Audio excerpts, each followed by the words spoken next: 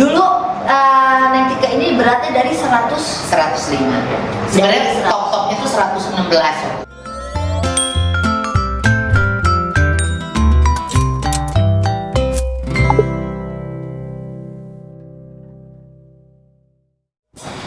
Semuanya ketemu lagi nih di Yaya Lydia Official. Pasti pada kangen ya, harus kangen. Kalau nggak kangen aku santet. Mungkin lagi banyak film horor.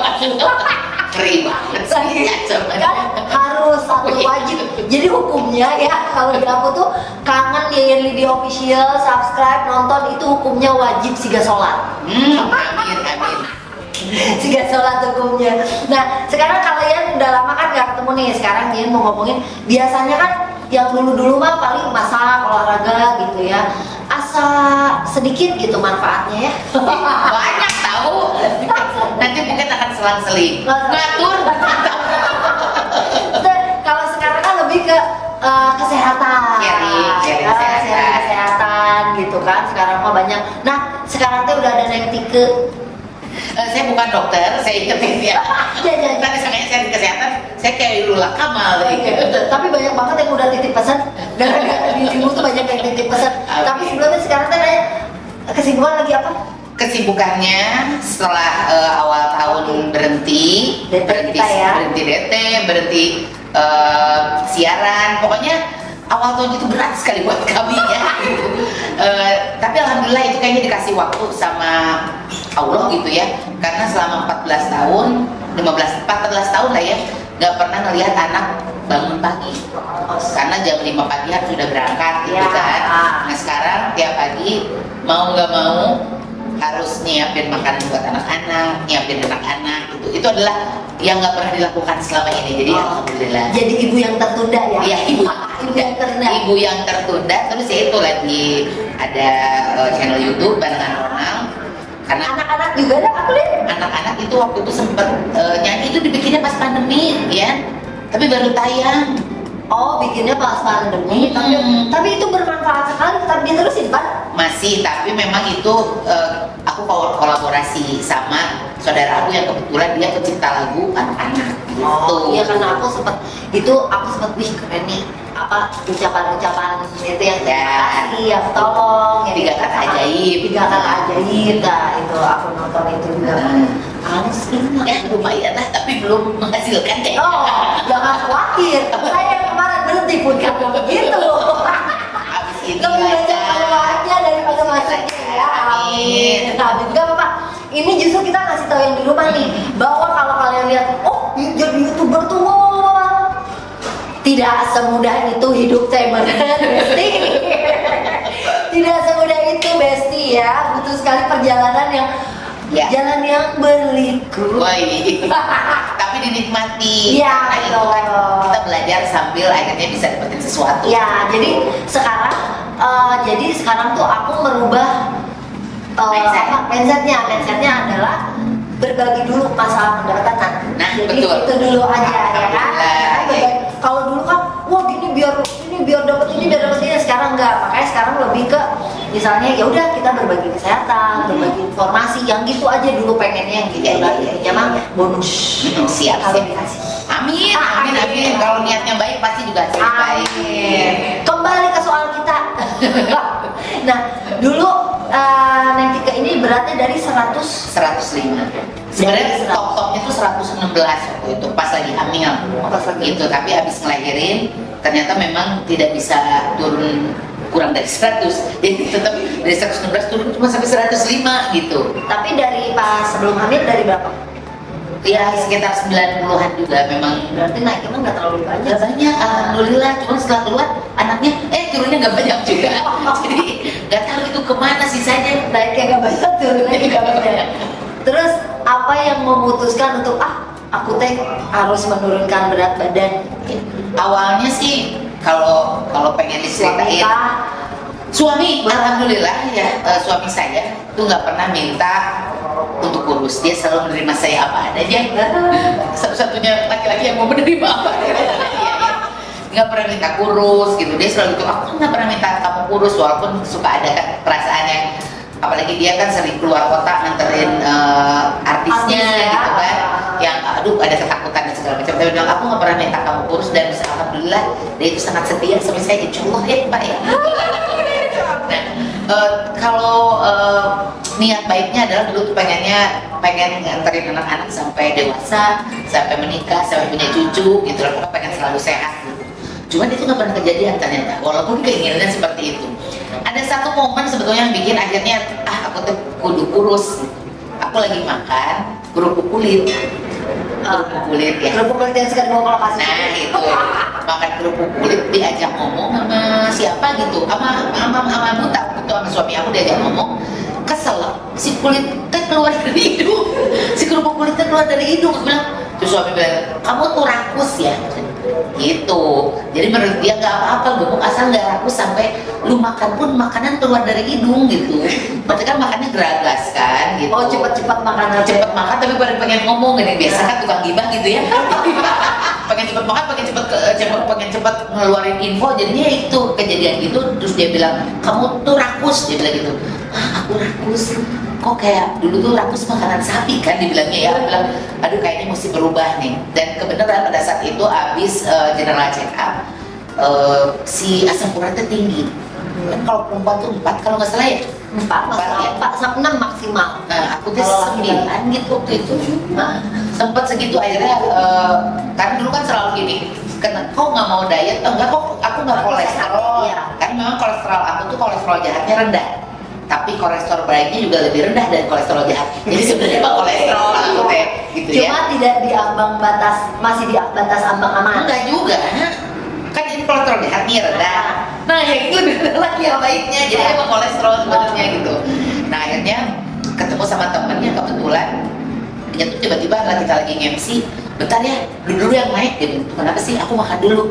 Ih, kok dia makannya kok kayak harus tepat waktu dan segala macam. Ngobrol lah aku sama Kemal Mokhtar. Dulu mah Kemal Gunder karena saking berat itu Dia juga kurusnya luar biasa. Itu setengah 50% dari berat awalnya loh, ya. Dari 120 sekarang tuh 65-an lah gitu. Beratnya segitu. Terus saya bilang aku kontrol aku tuh konsul sama dokter gizi, ahli gizi. Akhirnya aku sama dokter gizi, bukan ahli gizi lagi karena sudah ada title-nya.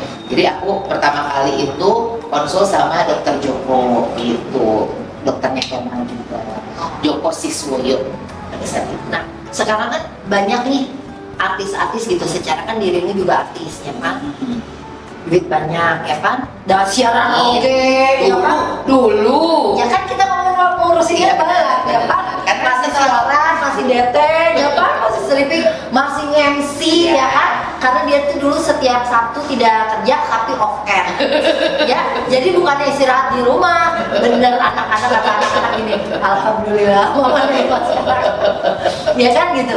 Nah kan kebanyakan teh memilihnya lebih jalur yang lebih cepat, entah itu operasi, entah itu sedot lemak, gitulah, bahkan dokter yang mahal berpuluh-puluh juta.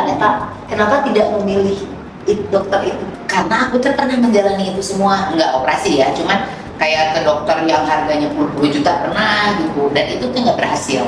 Selalu akhirnya balik lagi gitu.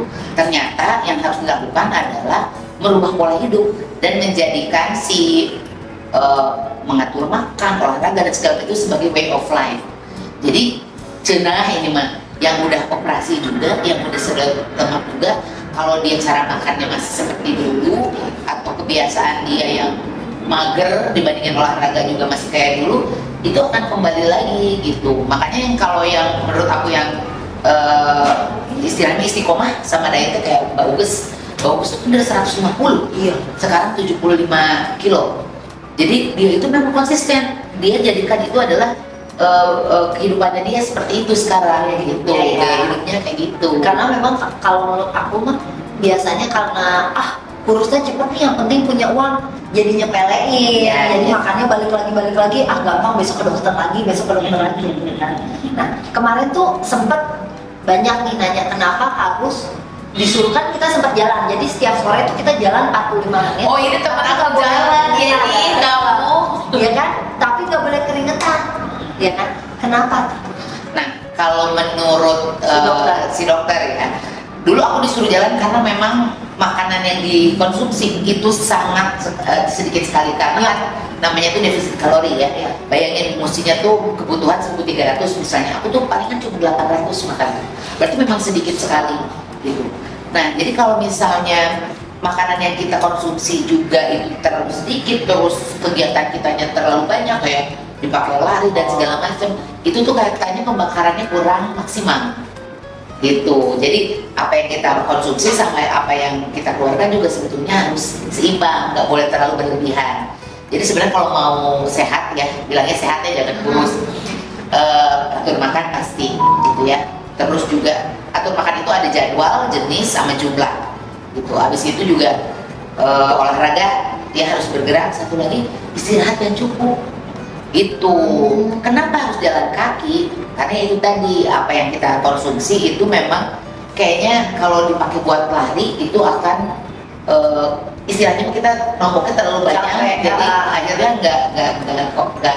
nggak bagus lah pembakarannya. Nah, dan setelah ada penelitian juga bahwa ternyata jalan kaki itu yang bikin gak keringetan dan segala macam itu untuk penurunan kalorinya lebih besar dibandingin sama yang lari. Kalau lari mah mesti panjang, mesti lama gitu, 40, kalau misalnya 10 kilo lah, itu turunnya itu memang bisa sampai ngebakarin 600. Nah, jalan kaki mah setengah jam aja udah. Setengah jam tuh kira-kira berapa ya? 300 meteran udah nih, 30 enggak dong, 3 kiloan 3 kilo teh ya itu ngebakarnya udah sama sampai dengan lari itu, enggak sama lari sih, sampai 300-an lah. Jadi kita cukup 6 kilo itu udah sampai dengan kita lari 10 kilo misalnya. Jadi sebenarnya memang pembakarannya lebih bagus. Jangan, iya sih, aku pernah dengar tuh. Jadi coba yang lari masih bersedia untuk lari atau mau jalan aja. Kalau saya mau pilih jalan.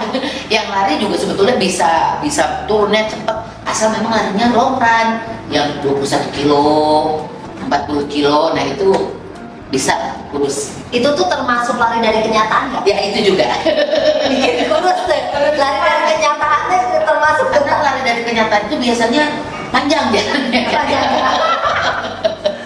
Ya kan? Gitu. Nah, punya target nggak? Ibaratnya, wah aku sampai segini udah berhenti. Nah, kalau misalnya kita konsul ke dokter gizi, sebetulnya ada beberapa dokter gizi yang kayaknya tuh kita tuh harus sesuai dengan badan yang ideal gitu. Untuk ukuran aku kemarin tuh udah ngobrol, aku habis kemarin ditawarin buat ikutan suatu gym ya. Jadi Mbak Tika dengan tinggi 152, Mbak Tika itu kayaknya beratnya harus 47, 42. Wow, bisa nomor sepatu aku bilang gitu kan. Itu dia aku bilang, wah kalau buat 42 kayaknya aku nggak sanggup, karena waktu kemarin juga sempat turun yang paling lebih kurus dari ini gitu ya, 72-an gitu, udah dibilang peot, nggak bagus, si mukanya nggak seger dan segala macem gitu. Jadi aku akhirnya bilang ini, oke, yang nyaman buat aku, yang kira-kira beli baju masih gampang, karena waktu berat 105 itu aku tuh pakai ukuran teh 5XL, 6XL. Kalau kalau kita kan suka MC ya, itu tuh harus bikin baju itu mahal ya Bu? Iya, kalau nggak pakai sayur dan sore buat mahal ya. Secara kalau lihat dirimu MC tuh bajunya desainer banget ya, harus satu setel dari ujung kepala sampai ujung kaki. Sekarang mah bisa minjem. Oh, bisa nyewa. Dulu pasti harus bikin. Gitu, makanya kalau misalnya ngerasa dulu kok harganya yang sih mahal ya, itu kan harus bikin baju. Dan itu teh jadi sebagai karena si desainer bajunya. Iya kan? Terus baju-baju yang lama dimanain? Kalau ada sebagian yang, karena kan katanya kalau kita mau ngurusin badan nih, ada satu kunci lagi adalah begitu kita ngurusin sebisa mungkin baju-baju yang lama harus udah diparkir, istilahnya mah harus udah harus ganti. Lebaran tuh gak bisa dikecilin gitu? Nah itu dia, biasanya baju-baju yang gede kalau dikecilin tuh bentuknya juga suka berbeda, jadi jatuhannya nggak kayak waktu dulu gitu. Ngecilinnya sampai yang desainer ngejahit, nah harganya sama loh sama jadi mendingan udah gitu. Akhirnya salah satu cara biar kita tuh nggak ngerasa nyaman terus dengan berat badan kita, jadinya kok masih longgar padahal sebenarnya udah naik lagi gitu kan. Jadi sebisa mungkin sisain satu adalah sebagai pengingat bahwa kita pernah segede gitu.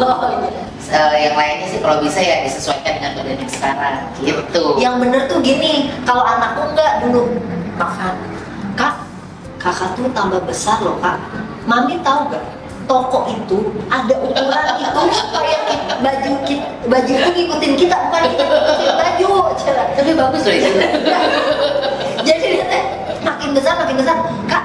Ya kan ada ukurannya, ada L, ada XL, ya udah dia ngikutin kita. Begitu udah kegedean, nih tolong Mami, ini aku gimana nggak kurus toing.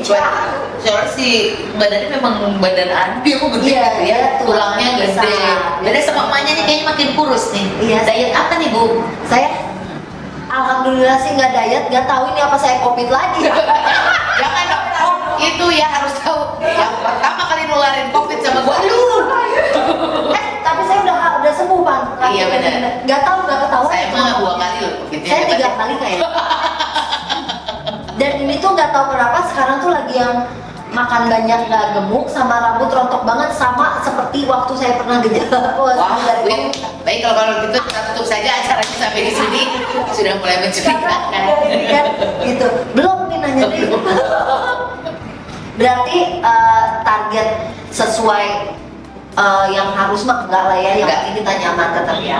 Kita sehat, kita nyaman, berarti berhenti di situ aja. Tapi sebenarnya aku ada sih targetnya. Aku pengennya 70-an lah gitu, 70, 75 gitu. Gak mau 60 juga gitu. Sekarang kan 80.